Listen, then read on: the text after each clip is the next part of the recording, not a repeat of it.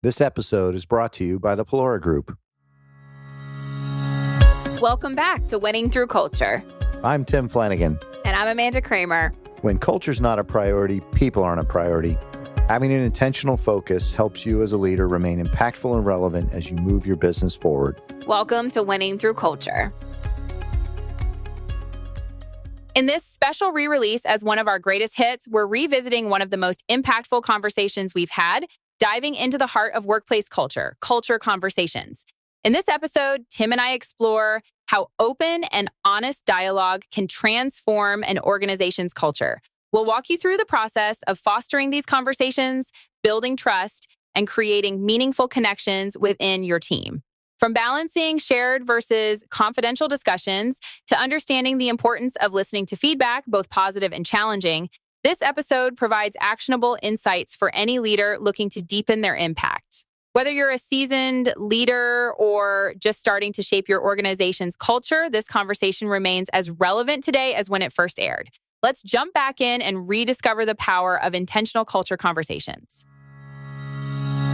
Hi, I'm Tim Flanagan here with Amanda Kramer on another episode of Winning Through Culture. Today, we're going to spend some time focusing on conversations that can be had with your employees and your clients, for that matter, to understand the type of culture you have, to inform you of where you stand, and to get insights and ideas on how you can move that culture more towards where you would like to be. As a part of our series for this first part of 2022, we are talking about some of the elements of laying a foundation. And these conversations, Amanda, I think you'll agree, are a really important part of that. Absolutely. It doesn't matter if it is the first time you're thinking about having an assessment of your culture or doing a listening tour, or it's something that you do on a consistent basis, or you have a team of people who are having conversations on your behalf and bringing that information back to you.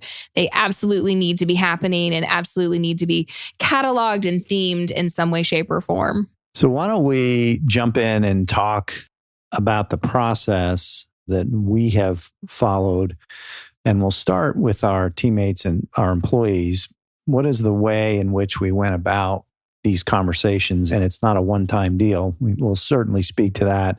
But I do think it's important, kind of the setup of the conversations, what is to be shared and what is to be shared and kept confidential, and just kind of the whole construct. Because again, you in your role, in our organization at least, well, you wear many hats, but the particular hat you wear when it comes to these culture conversations is not an HR hat. It's not a human resources, tell us how we're doing hat. It's a relationship of trust. So I definitely think how you go about these and the setup, I think, is real important, so people can get a sense as to how, if they choose to embark on this part of building out their culture intentionally, should go about it the right way.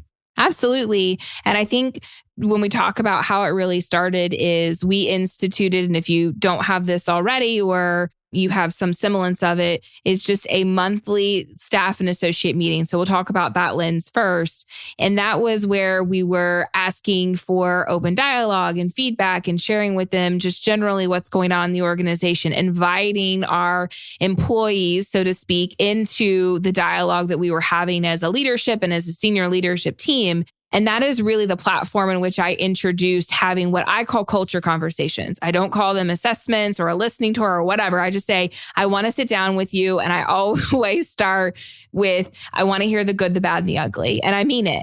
And I think that from a perspective of me not being in a direct supervision or manager role for these individuals, it lends itself to the accessibility of me and also the ability for them to feel as though they can actually share it. And there won't be any repercussions or what have you if they share something that isn't in the not so great category. Of course, I'll take it if you want to say how wonderful we are, but I really want to hear honest feedback. So level setting what the conversation was going to look like in a group format first, so everybody could hear the exact same thing.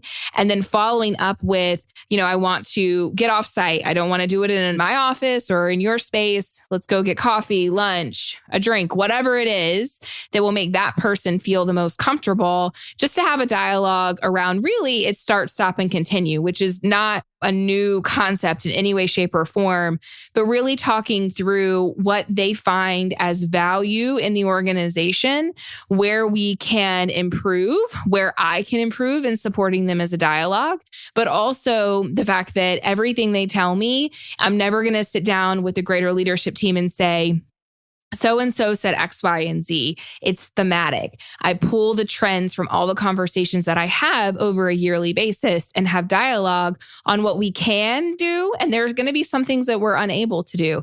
And I think the concept of just being really upfront about that is most important as you're starting to have these conversations. Do you remember the first time you did them and kind of what the experience was like? Absolutely. That's kind of funny. So yes, the very first time I did it, it was one of those things where people felt like they needed to tell me how great we were. Yeah. And I said, okay, that's wonderful. And then you really have to like pull them into the conversation. So I did develop some questions just to kind of work through. And again, these are not necessarily tried and true, not something that you have to do exactly the way that I would, but I talk a lot about how a joyful or impactful work environment, what that means to them and what that looks like, because that tells me a lot about what they value in an organization without them feeling like they're giving the organization praise or they're telling me something that we could be doing better. They're simply just sharing with me their opinion, which is a really great way to invite them into the conversation to begin with. And then I kind of move into the dialogue of, okay, so when, again, this would have been pre-COVID. So when you were driving into the office, because now everybody has your remote work opportunity, et cetera. But when you were traveling into the office each day, what were the things that you look forward to? And that really helps them switch from, maybe a feedback conversation to she really wants to hear a little more reflective. Exactly. Like what I think about when I'm headed to the office. And so just making sure that when you're in those initial conversations, when I first started, phrasing it in a way where they're just kind of sharing their opinion, their reflections, really led to extremely fruitful dialogues. However, 2 years later, now I'm really getting the part where they'll tell me in the very beginning, hey, we should do this differently. So it's definitely has built over time. And again, it's that trust conversation. It's them getting familiar, them feeling like they can share their opinions and then ultimately share their feedback. Well, and I think thematically, to your point, there were some things in your early conversations maybe that were a little cringeworthy. Oh, yeah. Yeah. Again, that's part of what I wanted to accentuate in this conversation is there's a vulnerability on both sides. Mm-hmm. If you're going to start asking people about their experience in your culture, as famous saying I've had is, not mine, but a friend of mine, cover your belly button because it might hurt. And I think that's one thing to recognize. And you said it, Amanda, is this is not an attempt to go out and get pat on the back and be told how great everything is or how great a job you're doing. And I mean, collectively as an organization, that's the you. Well, you're dealing with people and a range of emotions, and everybody's going to be at a different point in that kind of spectrum as you're thinking through whether they want to tell you the good, the bad, or the ugly. But at the same time, you probably will hear things that you weren't prepared for. At least I know that I did. And they were people related, but they were also process related. It was kind of like I got hit with the gamut of things. And I'm sitting there going, okay, how am I going to take this feedback and have a dialogue that can be productive and at the end of the day be able to do something with it? And that is what has evolved over the time in which I've been doing them, because now I know that from a standpoint of just level setting expectations, I start every conversation, even if I've had 6 conversations with the same person over these last couple of years, I say, there are going to be things I'm going to be able to take away and we can do something about it. And there are going to be things that maybe I can do something about it, but it's going to take some time. And then there are some things that I'm probably not going to be able to do anything about. And I'm going to be upfront honest with you of where things fall in those categories. And if there is a situation that comes up where it is more people related, which is a lot of what I was dealing with in the beginning, people weren't maybe as satisfied with their manager's style or whatever that might have looked like, I wasn't, of course, going to take that away and say, we need to have a conversation about how you're managing this person. It was more, let's collectively talk about how we incorporate the values of the organization to better reflect how we all have our own leadership styles, and helping people come to that conversation together where they both felt comfortable enough to have that dialogue versus me being that kind of mediator in the in-between. So when you first start out on these, don't expect it's going to be rainbows and hugs and kisses, because you will get the feedback. But it's more important that at the end of the day, you're able to, as I said, kind of catalog it and say thematically, here's some areas that we need to improve on. And maybe it is something from a manager style or a leadership style, like a training opportunity for an entire group that needs to be done, and really think through how you can break it into like almost levels of priority and say, okay, we can definitely tackle this quickly, or this is going to be in our 5-year plan of how we can evolve our leadership and ultimately the culture of the organization. I know you asked the same set of questions to all parties, and that gave you kind of a baseline, if you will, of responses. And I know the confidentiality component of this was really important to you. You know, I am let's solve the problem type personality. Yes. And you were very good about only sharing themes and not sharing specifics, as you mentioned. Are there things that jump out at you? Obviously, there may have been some low-hanging fruit, kind of easy wins. And then there were some things that were going to take more time. You mentioned specifically, maybe stylistically, working relationship or management style. What's jumped out over the last several months at you that has helped? Because I think the key thing is people understand that this wasn't just a conversation that went nowhere. Right. It definitely has gone somewhere. And some of the things to think about just in any working environment, whether it was pre-COVID, during COVID, or post-COVID, is the benefit platform that you're able to offer to your employees and associates. Just that there's a review of that, getting feedback from those that are accessing what's available to them, and making sure that if there are some enhancements you could make, or maybe they all love it and that's great, but like that is something easy to ask, to say, how do you use the benefit plan? Does it work for you? Are there any considerations that you would like to see us make or do something a little bit differently?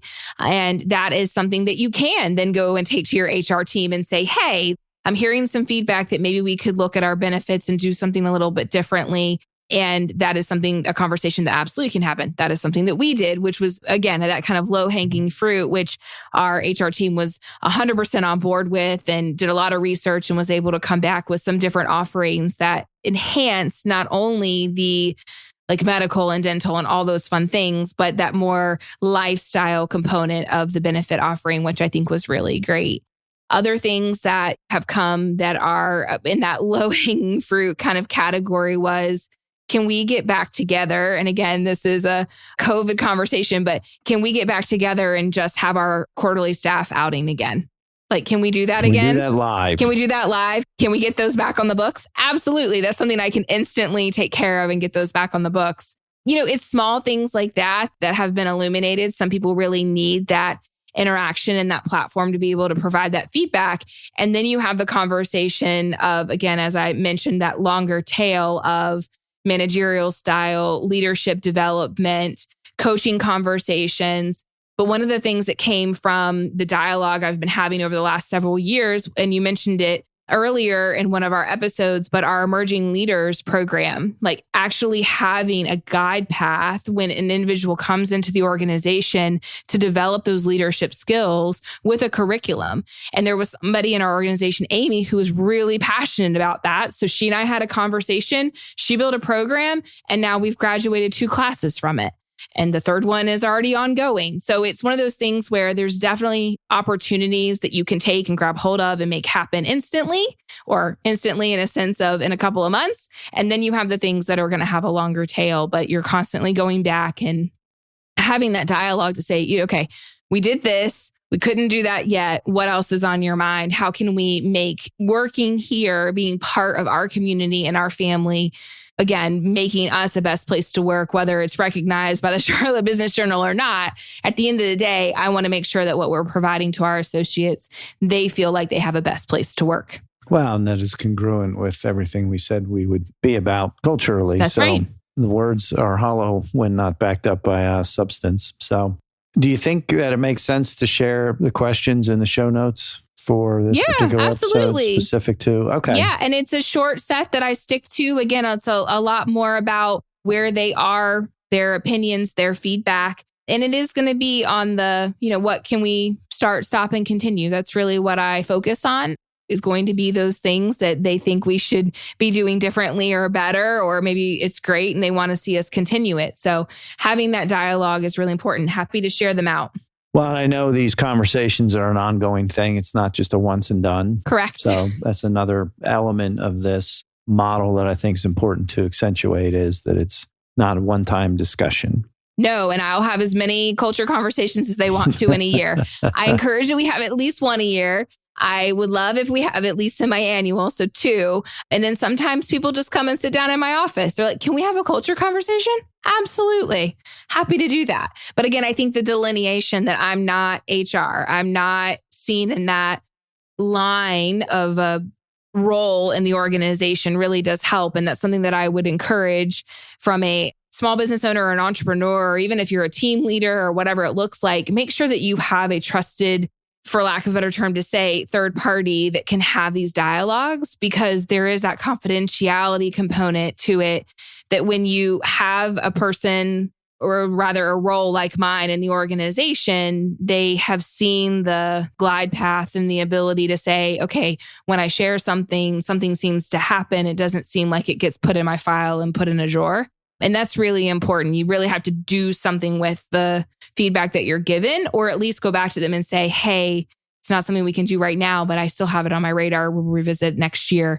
But I do think it's important that as the small business owner or the entrepreneur, that it's not you having the dialogue, because that can be very intimidating for the associates or the employees that you have. So even if you need to have that person on the side that's having those dialogues, you can identify somebody, even if culture is not their primary responsibility. It's definitely an opportunity to engage someone else in your organization. Yeah, I think it's key that it be someone that people trust, feel safe with. You've obviously built credibility in your relationships by keeping confidence, and at the same time by taking the themes and seeing to it that there were changes made. Right. That people could tangibly see and point to. And I think that's another really important component here is, have it not be the business owner, have it not be someone in a position of authority over that individual. Correct. Honor any vulnerability you get, and don't try and coerce it out of people if you don't get it, because that's not going to be very productive either. That won't build too much trust. And it's an evolutionary process. Again, a series of conversations over a period of time. You've been doing this now for a couple of years.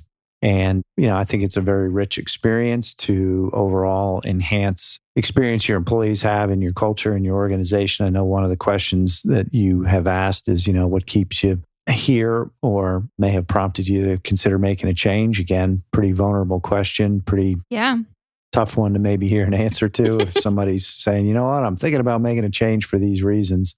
Sometimes you get a very specific example that you have to do something with. So just be prepared for that when you ask that question. And do it in a confidential way. So I think that's a really important approach to, again, engaging with your employees and creating a winning culture. Now, we've taken this idea, I want to put a little twist on this.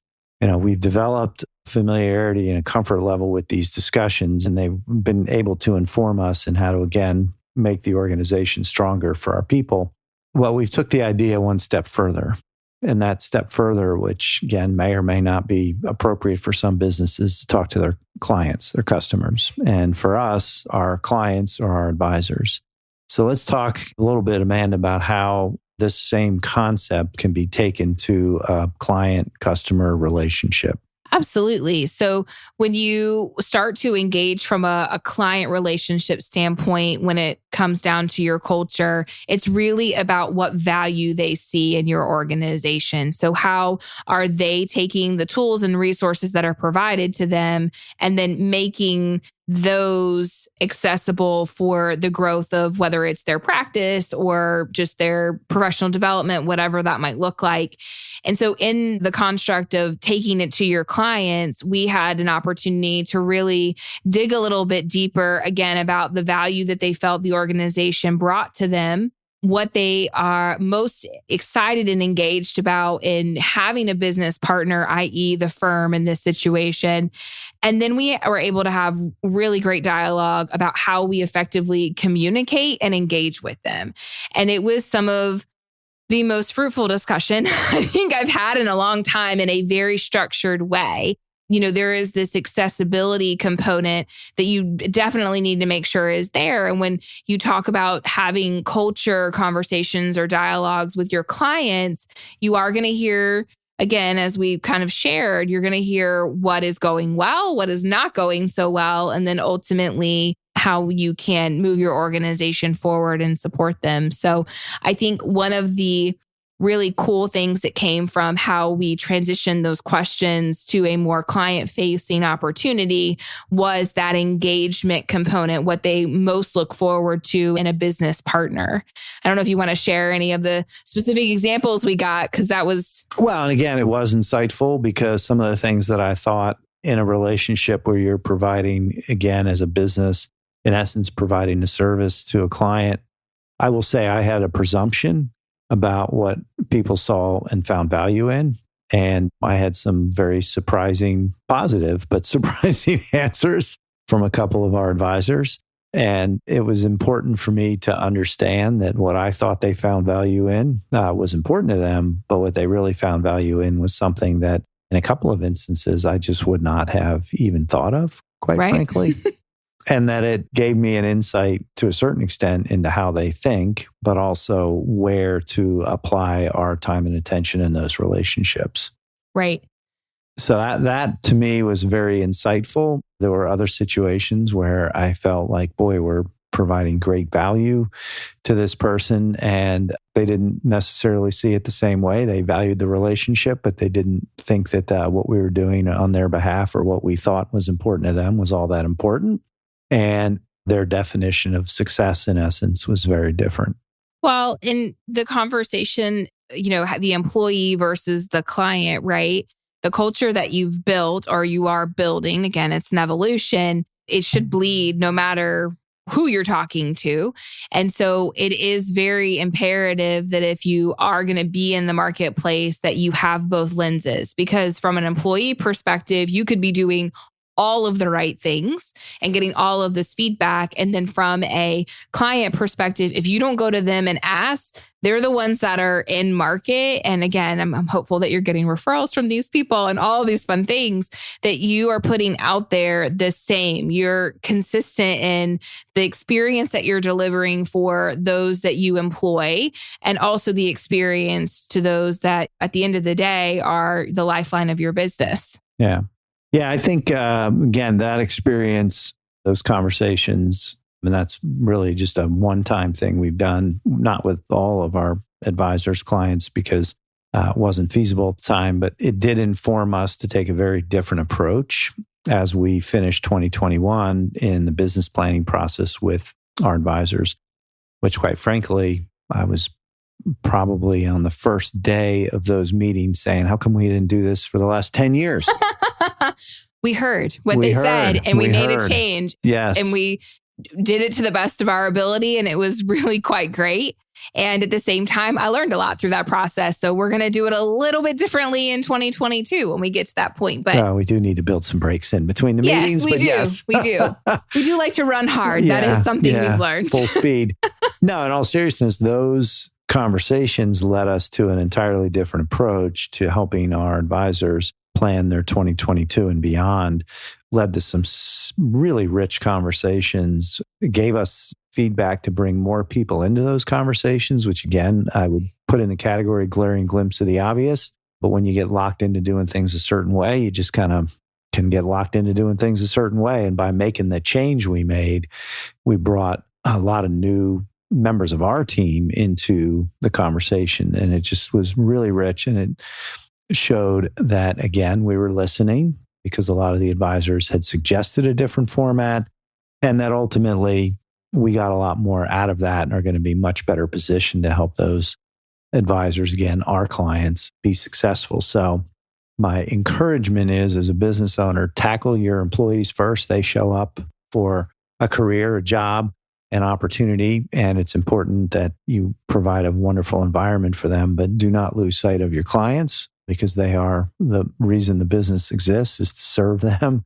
And it's through those client relationships that you have the economics to be able to pay your employees. So there's a symbiotic relationship here of paying attention to being intentional about your culture of how you show up with both parties. Well, and it's this concept, right, of empowerment, and that every individual that's part of your organization, or is what we like to call our part of our community, has a voice. And you're hearing that and you're taking it in stride from a standpoint of the feedback that they're providing to you. Again, it's the same experience with an employee culture conversation as it is with a client culture conversation, to say there are some things we're going to be able to take what you're sharing with us and do something about. There are some things that there's going to have a longer tail on it. And then there are some things that I don't know if we're ever going to get to, but I hear you. And at least I'm cataloging that and having that as part of a lens in which I'm looking at the decisions we're making at an organizational level, because we've made some pivots and some shifts because of those conversations that otherwise we would not have had if you and I hadn't sat down and said, we're literally going to take 45 minutes to an hour and have XYZ conversations with so many of our associates as well as our clients, and then catalog all of that and bring it back. I mean, it's definitely a time commitment, but something that is very valuable and worth it, honestly. Yeah, the investment of the time was extremely valuable.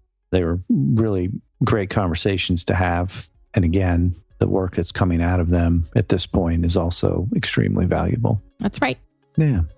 Well, good. Well, we hope that these, as we'll share them in the show notes, these conversation starters is what I'll call them, not necessarily just questions. We hope that you'll be able to use them in some dialogues that you have upcoming this year. And as we have continued to share on these episodes in this first quarter of the year, we hope that this content helps you stay impactful and relevant. And have your culture conversations. So again, thank you everybody for being with us on Winning Through Culture. Thank you very much, Amanda. Until Absolutely. We are together again, be well. Thanks for joining us for another episode of Winning Through Culture. Until next time, stay intentional, be impactful, because your culture matters.